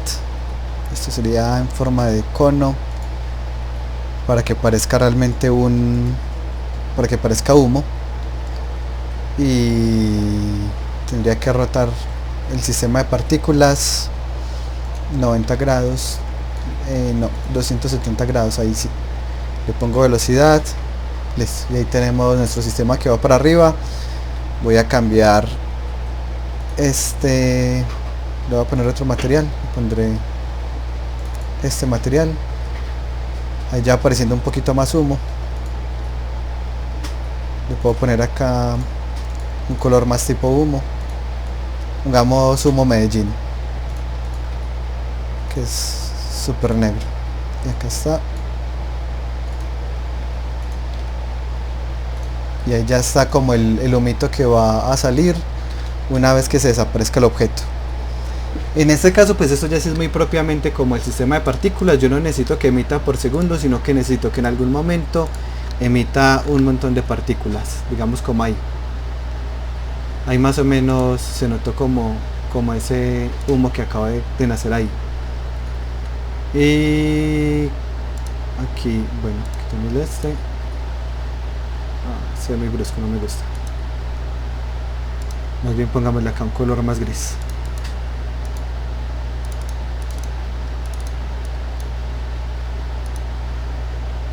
Y bueno, pues ahí sería como el humo que sale. Le pondré que salga como en dos partes. Sale primero este y pasado un momentico sale otro. Vamos, como se ve ahí. Creo que está saliendo muy a la vez. Y le podemos cambiar una velocidad aleatoria. Y ya, la idea no es demorarme tanto con esto. Y ese es el humo que va a salir cuando la partícula se destruye. Entonces le quitaré a algo que se llama Play on Awake. Play on Awake lo que hace es que la partícula siempre se esté emitiendo cuando yo le doy play al juego. En este caso no lo necesito, así que no va a estar reproduciendo, y en algún momento necesito activarla. Ese momento sería cuando se va a destruir. Pues en este caso tendría que hacer un código un poquito más complejo acá en autodestrucción, porque lo que va a pasar es que voy a poner dos duraciones. Duración 1 es cuando crea el humo, y la duración 2 es la destrucción real. Yo, ¿tú no estás grabando la clase? Sí, la estoy grabando. Uf, apreté el culo por un segundo. Entonces acá, sí, duración 1. No, yo estoy grabando con la misma, yo grabo con el mismo de Nvidia. Con pues el GeForce Experience permite grabar. Entonces cuando la duración es mayor a 2, efectivamente pues ya se va a destruir el objeto, pero cuando sea mayor a 1, quiero simular que el objeto se destruyó, pero realmente no está destruido. Lo que voy a hacer es que le voy a quitar el renderer. Entonces vamos a acceder al renderer, el renderer del objeto, y pues como siempre necesito obtener el componente, si no, no funciona. ¿Cuál componente voy a obtener? El renderer. Y voy a hacer que parezca que se destruyó. ¿Cómo voy a hacer que parezca? Desactivándole esto. Entonces lo pongo en falso. Ya no se va a ver. Y en ese mismo momento voy a activar el humo. El humo son sistema de partículas, particle system. Tengo que hacer este mismo proceso de obtener el componente, pero con el sistema de partículas. Y en este momento prendo las partículas ps.play. Y cuando sea mayor a 2, ahí sí destruyo el objeto. Creo que ahí nos debería funcionar. Este sistema de partículas ya no tiene por qué tener loop. Le puedo poner un radio un poco más pequeño y un ángulo un poquito más grande. Y bueno, ahí está el humo que sale cuando se destruye. Podría ser mucho mejor. Démosle acá. Ahora sí, actualizo el prefab. Aplicar todos los cambios. Ya lo puedo borrar. Y cada vez que disparo, creo este objeto. Cuando llega su tiempo, desaparece, crea el humo, y ahí sí se destruye. Aquí el humo de hecho se está desapareciendo muy brusco, pero es porque la partícula se rompió antes de que el humo terminara como de irse. En ese caso le podría poner acá una duración 2 más grande. Algo que faltaría acá es quitarle o el rigid body o el collider, dependiendo de cómo estén haciendo, para evitar que yo me choque con un objeto pues acá invisible. Pues porque acá el problema es que todavía me puedo chocar con ella.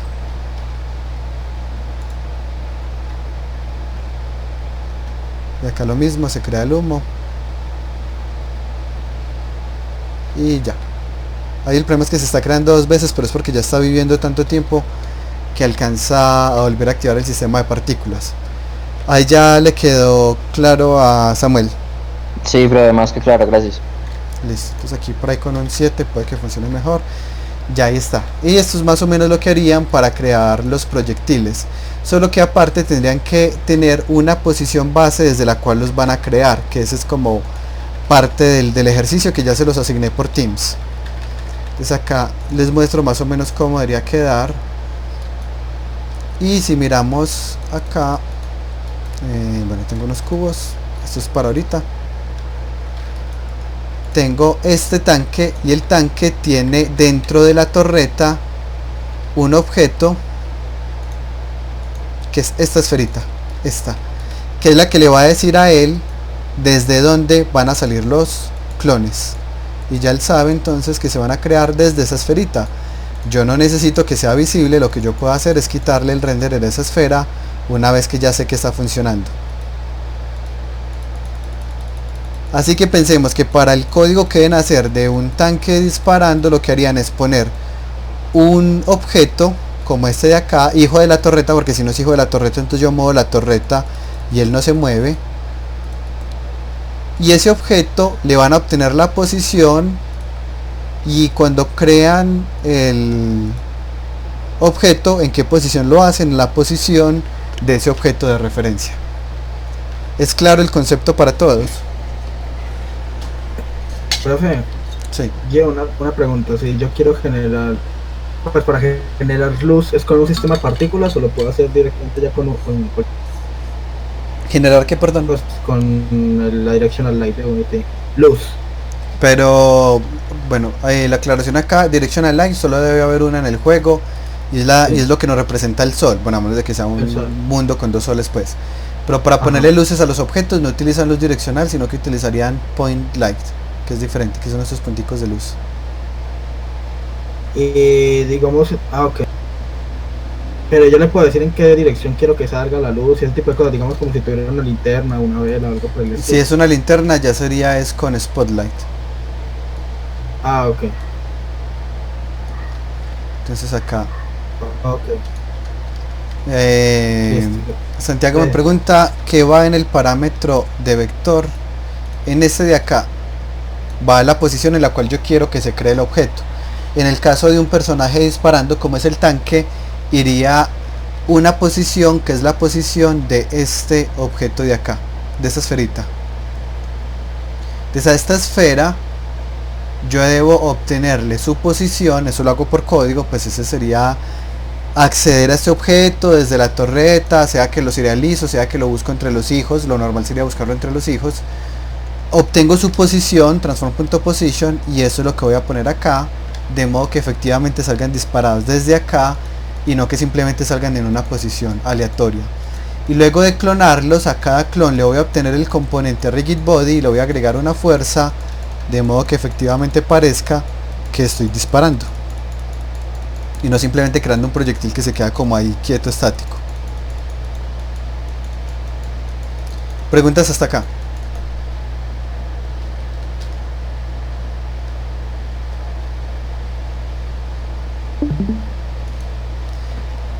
Listo, no hay preguntas. Entonces ya hemos avanzado dos de los tres temas, que son el de crear objetos y el de acceso a componentes externos. Todo eso está en esta presentación que se llama 07 acceso a componentes externos. Ahí hay algunos ejemplos y unos ejercicios pues que son los que están asignados en Teams. La fecha de esos ejercicios es el lunes de Pascua. Y hay otro que les compartí, que es el de los eventos de colisión, que la idea es que revisen con mucha atención, ya que pues muchos de los eventos de los videojuegos se resuelven a través de colisiones. Ahora lo que quiero es precisamente que hagamos algo con esos eventos de colisión. Entonces yo voy a detectar las colisiones. Para eso voy a crear un script que se va a llamar ejemplo colisión, y cada vez que detecte una colisión va a pasar algo. En este caso este script se lo voy a poner al proyectil. Bueno, no, pero aquí de hecho se me había olvidado algo muy importante. Voy a hacer una aclaración acá. Esto es completamente, lo voy a explicar completamente conceptual, pero es el concepto de piscina de objetos. Ya vimos que yo puedo, cada vez que yo disparo, crear una copia del objeto. Y si yo tengo 5 tanques y cada uno dispara, cada uno crea una copia del objeto. Para evitar que se llene la RAM, pues lo que hago es que cada cierto tiempo voy eliminando esos objetos. Esa es una práctica que se puede hacer, pero no es la práctica común. La práctica más común es utilizar algo que se conoce como piscina de objetos. Entonces una piscina de objetos es algo como esto. Yo acá tengo un montón de proyectiles y estos son los proyectiles que voy a utilizar para disparar. No estoy creando objetos cada vez que disparo, sino que utilizo siempre los mismos. Voy a decirle acá que solo existan 5 en la piscina para el ejemplo. Entonces acá tengo 5 proyectiles. Entonces tengo este y este. Ahí están los 5. Y cuando yo disparo, lo que hizo fue que tomó un objeto de la piscina y lo usó. Luego disparé y usó otro, disparé y usó otro. Cada tanto tiempo los objetos van a regresar a la piscina, de modo que yo los pueda seguir utilizando. Y esa misma piscina de objetos la utilizarían todos los tanques que hayan. Si hay, digamos, 10 tanques, todos los tanques van a hacer uso de esa misma piscina de objetos.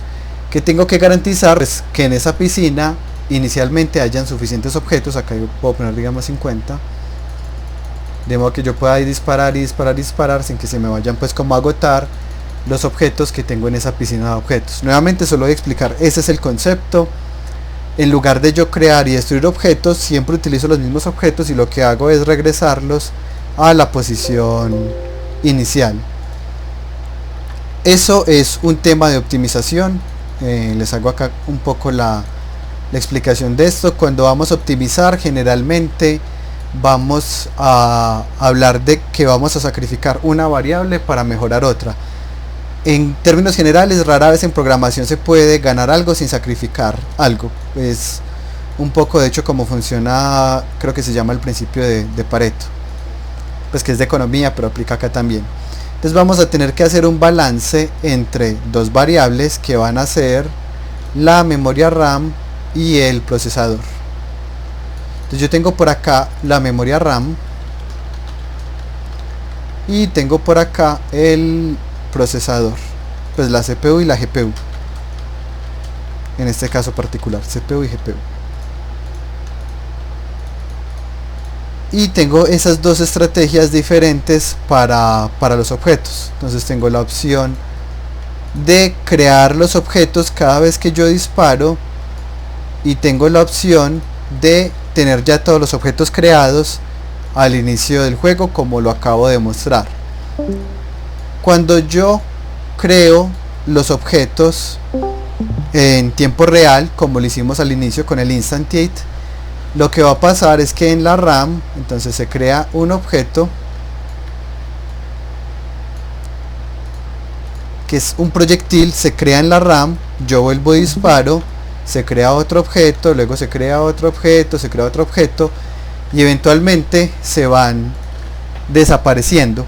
Entonces la memoria RAM, digamos que la memoria RAM me puso un límite diciéndome: este juego no se puede pasar de este límite de acá, porque lo que va a pasar es que si se pasa, yo voy a bloquear el juego. Entonces para la memoria RAM esta estrategia funciona muy bien, porque claro, parece que en algún momento se fuera a llenar, pero luego los objetos se empiezan a destruir. Entonces esta es una opción que para la memoria RAM funciona bien, esto es algo bueno. Para la memoria RAM. Sin embargo, para la CPU y para la GPU no es tan bueno, porque cada vez que yo tengo que crear un objeto, la CPU tiene que hacer un proceso de ir a buscar cuál es el objeto que voy a crear, dar la instrucción para crearlo y decirle luego a la GPU: renderíceme ese objeto, lo cual también tiene un costo computacional. Y no solo eso, cada vez que un proyectil va a desaparecer de la memoria RAM, es la CPU a través del Garbage Collector el que le dice: utilice el Garbage Collector y vaya y elimine este objeto de acá. Entonces en esta estrategia de estar creando y destruyendo objetos, la RAM es apropiada, nunca va a sufrir la RAM, pero pues siempre y cuando destruya los objetos a tiempo, pero tiene un costo muy alto para la CPU y para la GPU. La otra alternativa, este fue la metodología de creando objetos. Y la otra metodología es la metodología que se llamaba piscina de objetos, en donde yo ya tenía todos los objetos creados. En ese caso, todos los objetos ya están creados desde el principio y nunca se borran. Entonces este ya estaba acá, tenía otro objeto acá, otro acá, otro acá, otro acá y otro acá y otro acá, etcétera. Entonces la memoria RAM pues no le gusta porque todo el tiempo estoy usando un segmento de la memoria RAM. Inclusive digamos que yo le dije créeme 500 proyectiles al inicio, y puede que durante todo el juego realmente siempre trabaje solo con esos proyectiles de acá, y estos proyectiles de acá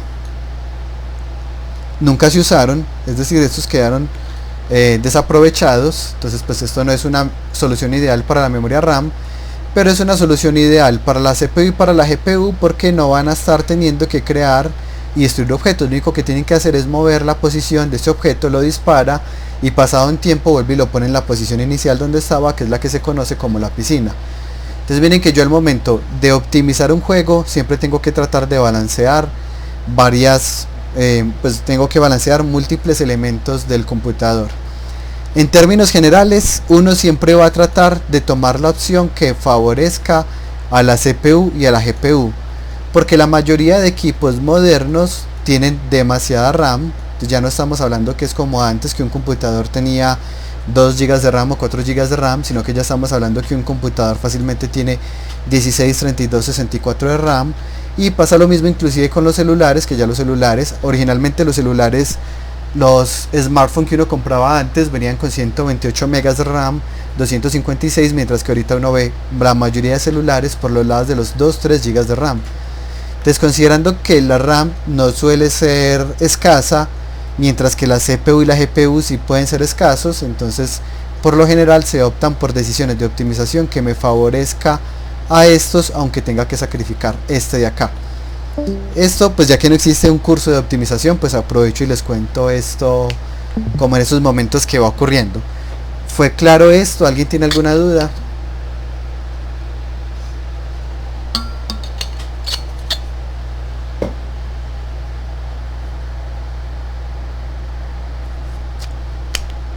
No sé si quedó demasiado claro o fue demasiado confuso, porque no están ni preguntando ni Claro, respondiendo. Una duda, pero Sí. siento que es como muy aparte. O sea, Sí, pero un shooter, cada bala es un objeto. sí, un objeto exacta. aparte. Puede ser, cada bala puede ser un objeto aparte, depende del tipo de shooter. Qué loco. Porque en un shooter yo podría hacer que se haga por raycast, y yo nunca pongo las balas como objetos, sino que sale un rayo que es un efecto, que siempre es el mismo efecto, el efecto pues como de un proyectil saliendo, pero realmente no existe como tal la bala, y si el raycast golpea con el objeto le hago daño. Pero estos son los casos en los que yo no puedo esquivar. Pero pensemos digamos en DC Universe, que es un juego, un MMORPG. Cada proyectil que uno lanzaba de sus ataques básicos, si era un objeto, porque uno efectivamente podía esquivarlo. Depende más de las mecánicas. En la mecánica de su juego yo puedo esquivar el proyectil que me lanzaron, sí, entonces necesito que sea un objeto. Yo no lo puedo esquivar. Si la persona presionó el gatillo y está en la dirección correcta, me va a hacer daño, más bien hágalo con un recast. No sé si con eso me hice entender un poco, José. Pues sí, Juan José. Más o menos. Sí. Listo. ¿Qué más preguntas tienen? Pues básicamente ese ejemplo de los shooters será como en los que la bala tiene como físico, es un objeto. O sea, Exactamente. por ejemplo, Battlefield. Eso, Y, como de hecho hay juegos hay juegos shooter donde tienen tiro parabólico. En ese caso pues yo tendré que hacerlo con objetos que apliquen físicas. Claro, serían un montón de objetos a la vez, o sea, fácilmente podrían ser 5000 objetos en simultáneo. Es un juego, pensemos en un juego tipo Overwatch. No. tipo Overwatch, tipo PvG, pues ¿cómo es? Ya se me olvidó el nombre, pero bueno, el Battle Royale, pues PvG, no recuerdo las siglas en este momento, o Fortnite o cualquiera de estos, van a ser un montón de personas creando proyectiles a la vez. Entonces sí, pues fácilmente podría estar por los lados de las decenas, centenas de objetos. Y eso se nota en algunos juegos. De hecho, si uno no tiene un buen computador y uno está jugando, nuevamente el ejemplo de siempre, League of Legends, y está en el modo de juego ARAM, que es un modo de juego muy estrechito, es un mapa muy pequeño, en donde en ese mapa muy pequeño tengo todos los jugadores ubicados a la vez, y no solo tengo todos los jugadores visibles a la vez, sino que tengo un montón de hechizos que están siendo visibles a la vez. En ese caso, ¿qué pasa? Que de hecho en algunos computadores en ese momento se pone lento. Todos lanzaron hechizos a la vez y el computador se puso lento, porque claro, todo el proceso que implica esto en GPU y CPU lo está corriendo el computador, y para él tiene un costo alto. Pues todo el elemento visual. El elemento de colisiones de hecho corre en el servidor, para evitar que de pronto uno haga pues como hacks modificando a nivel del programa que uno tiene, uno como acceder al código, modificarlo. No funcionaría, porque realmente las colisiones ocurren no en el computador, es el computador de uno, sino que ocurren acá en el servidor. Pero la parte visual se ocurre en el computador de uno. Bueno, ese pues como respecto al tema de optimización. Regreso acá a la presentación. Bueno, por acá alguien me dio una pregunta, dice Santiago,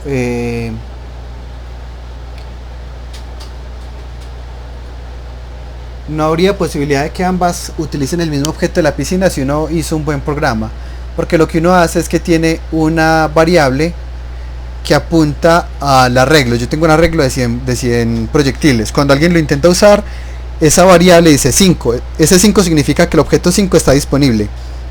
Lo utilizo e inmediatamente incremento a 6. Cuando la otra torreta intenta acceder a otro proyectil, él dice ¿cuál es la posición disponible? Me dice 6. Le da ese proyectil y se ponen 7. Entonces, como tengo ese contador, garantizo que no va a haber problema, porque ese contador siempre me va a señalar a la siguiente disponible. Y cuando llegó a la última, vuelve y empieza desde 0, que ya sé que la 0 posiblemente ya otra vez esté disponible, ya haya vuelto otra vez a la piscina. Ahora, regresando acá, ya creé los proyectiles. Ya lo que quiero es que los proyectiles hagan daño. Entonces creé un script que se llama ejemplo colisión, y ese ejemplo colisión se lo voy a poner al proyectil. Entonces vengo aquí al prefab del proyectil, que es este de acá, y le voy a poner el ejemplo que se llama colisión.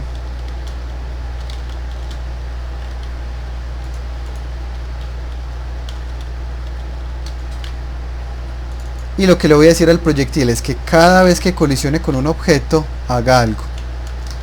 En este caso, ¿cómo lo hago? ¿Cómo detecto colisiones? A través de los eventos onCollisionEnter, onCollisionStay, onCollisionExit, onTriggerEnter. En este caso quiero que sea cuando el colisione, entonces sería onCollisionEnter. En este caso no necesito ni start ni update. Siempre que no necesitan start ni update, los eliminan, porque tenerlos así estén vacíos implica un costo computacional. Ahora acá ¿Por qué no implica start? ¿Para qué usaría de pronto el start en este objeto que va a colisionar con otros y a cambiarles el color? Bueno, por ese lado pues sí, es verdad. No, Es pues, acá. o sea, estaba yendo como mucho más allá. Un script mucho más completo, lleno todo eso de colisiones de, en este caso, balas. Ajá. Entonces, gracias. Claro, en este caso entonces voy a decir que el objeto externo no lo voy a buscar con find, no lo voy a serializar, sino que el objeto externo lo voy a sacar de acá. Esta variable que declaran acá, sea con cual sea el nombre que le pongan, le voy a poner acá información, tiene la información del objeto con el que yo colisioné, y yo puedo acceder a ese objeto externo a través de información.GameObject. También puedo acceder como al punto de impacto y otras cosas, pero justo ahorita solo me interesa acceder al objeto. Y lo que voy a hacer es que voy a obtener el renderer, pero de ese objeto externo, .getComponent renderer, y voy a tomar ese renderer externo .material.color y lo voy a poner de rojo, el objeto con el que colisioné. Pero solo lo voy a hacer si ese objeto tiene, me equivoqué acá, si tiene el tag enemy. Entonces solo a los enemigos los voy a pintar de rojo. Entonces, si entro acá es porque detecté una colisión. Busco con qué objeto colisioné. Ese objeto colisionado lo guardé en esta variable que se llamó objeto externo. Ese objeto externo, que es con quién colisioné, voy a preguntar si tiene el tag enemigo. Si tiene el tag enemigo, voy a buscar su renderer y a modificar su color. Y voy a crear acá dos cubos.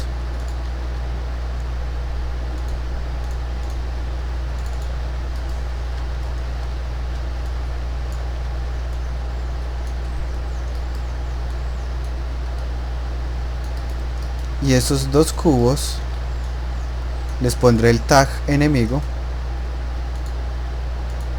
Y ya como resultado, cuando yo disparo contra otras cosas pues no pasa nada, pero cuando disparo contra los cubos sí se cambian de color. Suponiendo que no lo hiciera con tag, pues lo haría con cualquier objeto que tenga renderer.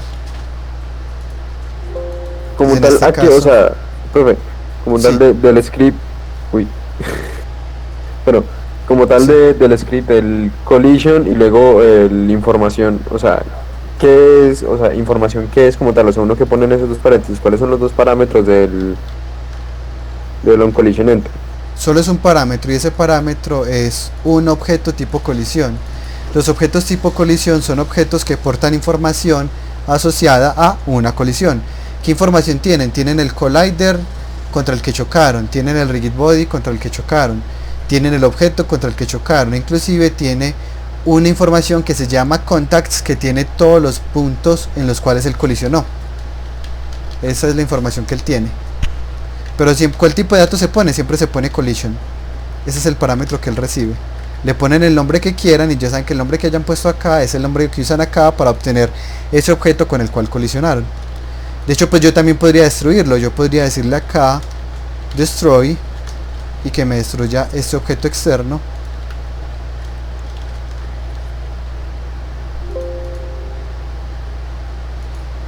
Y acá ya está.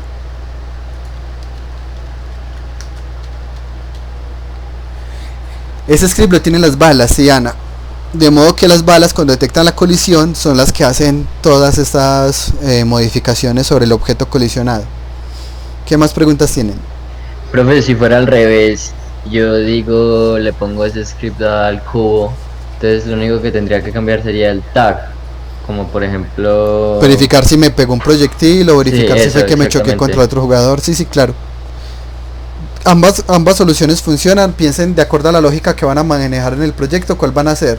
Si es el jugador el que detecta las colisiones y con base en eso se da cuenta si lo tocó un buff, si lo tocó un aliado, si lo tocó un proyectil, o si va a ser cada objeto el que le dice con qué colisionó. Digamos que ambas funcionan bien, pero sean claros con su equipo cuál van a usar, de modo que puedan hacer el proyecto sin inconsistencias, y que al momento de modificarlo todos tengan claro en dónde buscar los scripts. ¿Más preguntas tienen?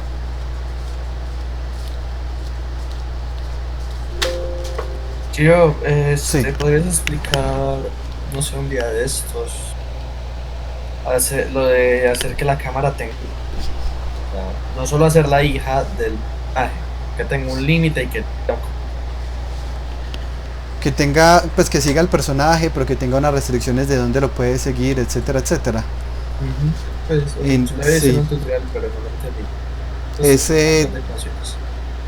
Pero yo la verdad sugeriría para esos trabajos de cámara que no la programen ustedes mismos, sino que utilicen el componente de Unity que está hecho para eso, que se llama Cinemachine.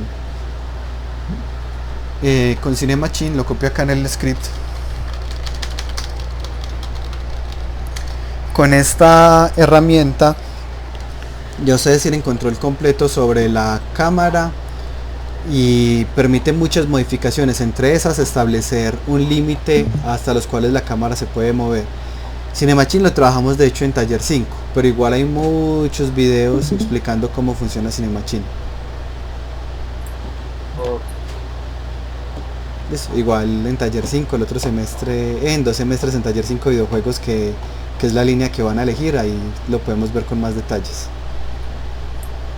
Tan lindo como dice la línea que van a elegir. Exactamente, sí. ¿Qué dudas tienen?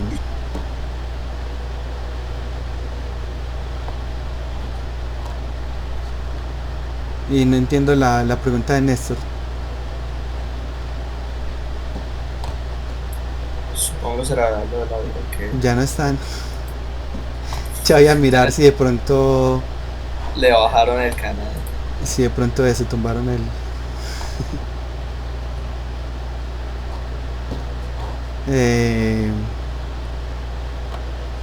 ya voy a mirar, Néstor, qué fue lo que pasó. Por acá David los invita a reaccionar los que se van a ir por la línea de videojuegos. Veo que van dos, uno se desapareció y otras van dos, excelente. Sí, Néstor tiene razón, desapareció. Ya voy a revisar qué pasó. Listo, ya terminamos. Si tienen alguna duda la van preguntando por el chat de fundamentos.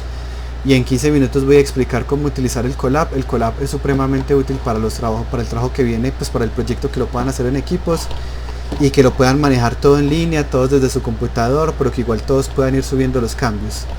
Entonces eso lo empezamos. Sí, dígame. Perdón, tú vas a grabar eso, es que tengo clase ahorita, entonces no podría verlo. Sí, pues de hecho es que eso no hace parte como de los objetivos del curso y por eso no está en el horario del curso. Realmente fue porque algunas personas me lo pidieron, que decidí que valía la pena pues como explicar un poco cómo funciona. Pero sí, igual la idea es obviamente que quede grabado.